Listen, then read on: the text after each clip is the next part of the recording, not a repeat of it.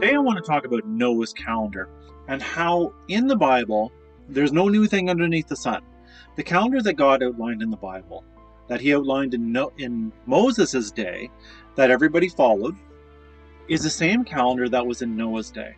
And there's a misconception about a 30-day calendar being in the Bible. Prophetically, we number it all as 30 days. And that just makes sense because when you're trying to number things out and God's giving prophecy, he can't have a 29-day month and a 30-day month because the years do not all add up and it's not all alike. So prophetically, it's rounded to a 30-day calendar. But God's calendar in Noah's day is the same as it was in Moses' day, is the same as it is today, and is the same as that it will be in the future when we go to heaven. Going through Noah's calendar, it's a very simple mistake to believe that it's a 30-day calendar. And when you do simple math, just by doing multiplication, it really looks like it's a 30-day calendar. But you have to count it out individually, and then you'll see there's a contradiction. And when we use God's Bible rules, if there's a contradiction, then we have to stop and we have to go through the Bible and try to understand, why is there contradiction? Why does this not work out? And the calendar does not work out in Noah's day to being 30 days, contrary to what a lot of people believe. Now, this is really important for people like myself that keep the Sabbath from the Bible and not versus Saturday kind of idea. And a lot of people that are like me, probably everyone, maybe there's a few people not, all right? God has his people everywhere, and I'm not the only one. I'm pretty sure I'm not the only one.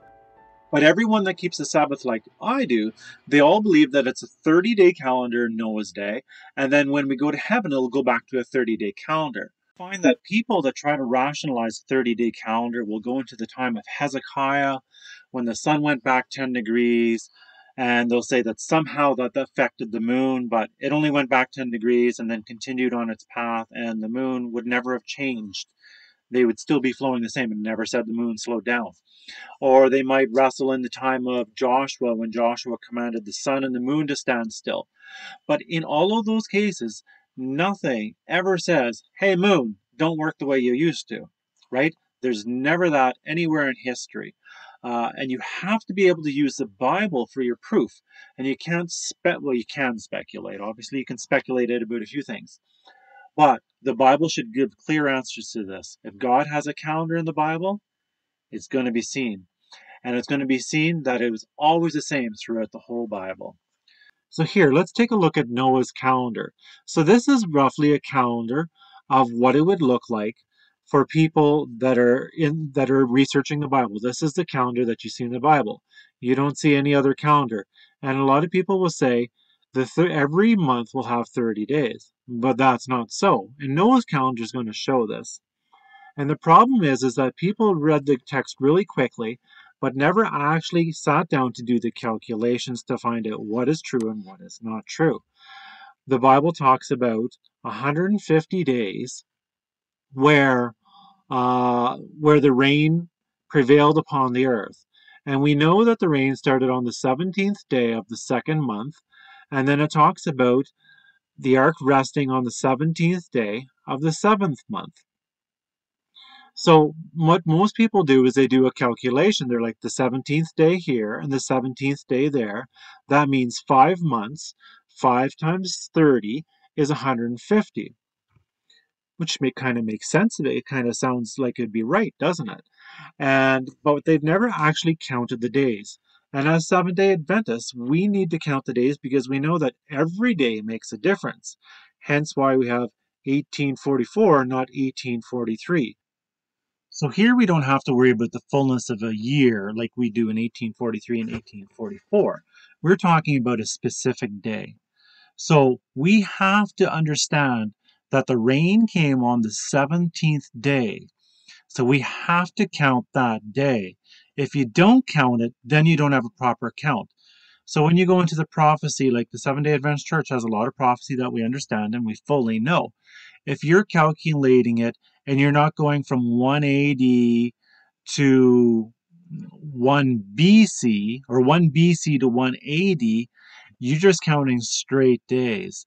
It's only when you pass over that time that you have to add a year. So we have 4 months that for sure are 30 days, if we're going to say a 30-day calendar, and that equals 120. And then we know that it was the 17th day of this month that everything happens. So you have 120 plus 17, and that's 137. So now let's add the remainder of the days. 137, so we have 138, 39, 40, 41, 42, 43, 44, 45, 46, 47, 48, 49, 50. Oh, wait a minute. We're off by one day. So when there's a contradiction, what do you need to do? Throw out your theory and then look to see what is truth and what is not.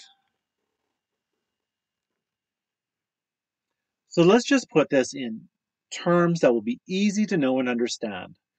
If Noah's birthday was on the second day of the second month, and the flood came on the 17th day of the second month, so he had his birthday 15 days before the flood came, right? So Noah was 600 years old at that time. So when you go ahead, almost a year later, not quite, to the first day of the first month, what year of birth is that for Noah? Is he 600 years old or 601 years old now? He's still 600 years old. So when we think about this, then we can start looking at this passage and start understanding what it's saying. What we got to realize is that the moon does not mark Noah's birthday, and he wasn't basing it on a calendar year to start, right? He didn't take it back to creation. He took the year start and then he brought it to how old he was. So let's just look at this really closely. It says, and Noah was 600 years old when the flood of waters was upon the earth. And it was in the 600th year of Noah's life, right, in the second month, on the 17th day of the month, the same day where all the fountains of the deep and the windows of heaven were opened. So Noah here, right, it was in the 600th year of Noah's life. It didn't take it back to creation, it was of Noah's life. But it doesn't tell us when his birthday is. But it's in the second month, in the 17th day of the month. And he didn't start the year from his birthday, right? Because the month is set by the moon. If you go through the Bible, the moon sets each month, right? When we go to heaven, everybody's going to be coming together from one new moon to another, and one Sabbath to another shall all flesh gather before the Lord. Okay? So he wasn't counting from the start of the year or from a time period like that. He was counting from his age. And it says the rain was upon the earth for 40 days and 40 nights. Okay? So we're all pretty familiar with that. It says 15 cubits and upwards did the waters prevail, and the mountains were covered. Right? So the water prevailed upon the earth, and the mountains were covered. So that's even higher than Mount Everest. Okay? Now let's go on a little bit further, right? And it says, and the waters prevailed upon the earth 150 days. So 150 days, and the waters were over top of the earth, right? It prevailed. There was nothing that could have survived that, probably within the first 40 days, because people can't live for more than 40 days without food. Who knows how that all worked out, but everything should have been done at that time. And still 150 days to make sure everything is dead, right? Okay, and then it says, and God remembered Noah and everything that was made with him. And God made wind to pass over the earth, and the waters assuaged. So assuage just means that they start to recede and they're going down. And the fountains of the deep and the windows of heaven were stopped, and the rain from heaven was restrained. Right? So the fountains of the deep were closed, the windows of heaven were closed now, and the rain is now restrained. Three different things going on there. And the waters decreased from the earth continually. And then it says, and after the end of 150 days were the waters abated. So abated just means lessened, right? So the waters are now lessened. But it says, and after the end of 150 days. Okay? That is something very crucial for us to see, know, and understand. So there is 150 days, and then it's after this period that this happens. So we have to remember two things here. This can mean one of two things. That either the next day, because there's 151 days from the start that will take you here, or quite possibly it might be the next year from that point on, right? So there might be like a year passes, and then it's after the end of 150 days, a year after, it doesn't say. God leaves things mysterious sometimes. Sometimes he's like, some things don't matter 100%. Sometimes God lets us walk down a certain path and he hides things so that we don't see them, but it's to teach us other things that we would never see if we understood something to begin with. So, like the calendar of Noah not being 30 days, he wanted us to think it was a 30-day calendar so we could see that all prophecy was based on a 30-day calendar because we didn't quite fully understand the calendar in Noah's time.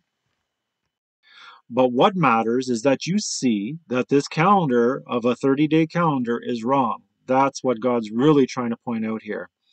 So after the end of 150 days, the waters were abated, and the ark rested in the seventh month. So I don't know what I think. Might think that it'd be the day after, right? So the mountains of Ararat, they're fairly tall. And one of the other things that we have to see here is that the ark rested in the seventh month on the 17th day of the month. So that's one day after, right? After. This is one day after that day that they rested upon the mountains. And we have to see this word and give its full context and bearing. It doesn't say mountain, it says mountains plural, right? Of Ararat. And then it says, and then the waters decreased continually until the 10th month, and the 10th month on the first day of the month, where the tops of the mountains seen. So I can't say if it's the day after or if it's a year after, but one thing that I do know that it says it rested upon the mountains of Ararat, right? So there's a whole chain in there. And what would have happened was the ark would have been at one and started resting on that one. And then as the waters decreased, it moved down to a next one and then lower and lower and lower until it got to wherever the point is that it actually rested at the very end. And then it says, and the water decreased continually until the 10th month of the first day of the month. And then the mountaintops were seen. So we can just imagine how much of a mist and how much because the wind came, right? And it was drying up everything and bringing everything away. And this is not, it is not until this point that the tops of the mountains are seen. So, things are probably starting to get dried up here enough that you're not seeing stuff. So I would, in my mind, think that it was after 150 days that at the mountains of Ararat that it started resting, and then it decreased and decreased and decreased for like a year, and finally rested wherever it rested at that point, right? And then it was not until the first day of the 10th month, right, that the tops of the mountains were seen. And then it says it came to pass at the end of 40 days, right, that Noah opened the windows of the ark which he had made. And then it'll go on and it'll say, let's just find it here. And in the second month, on the 27th day of the month, so 7 and 20th day of the month, the earth was dried. So it came to pass, and we're going to go the verse back here. So that was when the earth was finally completely dried. But what we need to notice here that it came to pass in the 601st year, in the first day of the month, where the waters dried up from the earth. And that's when Noah removed the covering of the ark and looked, and behold, the face of the ground was dry. But they didn't come out until this day here. So there's a huge span of time going here. So the first day of the first month doesn't necessarily mean that it all happened within that 1 year. We're counting from Noah's birthday. We weren't counting from a specific point to give us a year. So the thing about Noah's calendar for sure, 100% sure, is that the numbers didn't add up to give it a 30-day calendar, because when you take the calendar, it was shy by 1 day for having a perfect 30-day calendar. But when you look at it in this way, and you look at everything that it says and take into context everything that it's saying, then you can understand and you can know that it was uh, over a year and a half that it took for all this to pass, and it was not just within a few months' time. So, what we need to see and know is that Noah, right? We didn't get when his birthday was. So we have to kind of guess when it is. But one thing for sure, with the calendar not adding up, it must mean that it cycles one full year around and then goes again. And this makes perfect sense. If Noah was born anywhere, if this is the first day of the first month, and he's born any time after that period, in between there and the 17th day of the second month, if he's born at any time there, when you go around 1 year of his life, this month will still be anywhere in this time. So if he was 600 in this time, the first day of the first month is still in his 600th year. And then when we come back to this time again, then you pass here. Now we're into the second year, and that would be into the second part. So what we should know and understand is that during the flood, we all know how saturated the ground gets, and it takes time for it to dry. And the amount of time for that much water in the flood, just in a common sense idea, would show us how that this probably would take more than just a few months for this all to dry up. Because here on Earth today, with small floods, we can't dry the earth anywhere near as quick.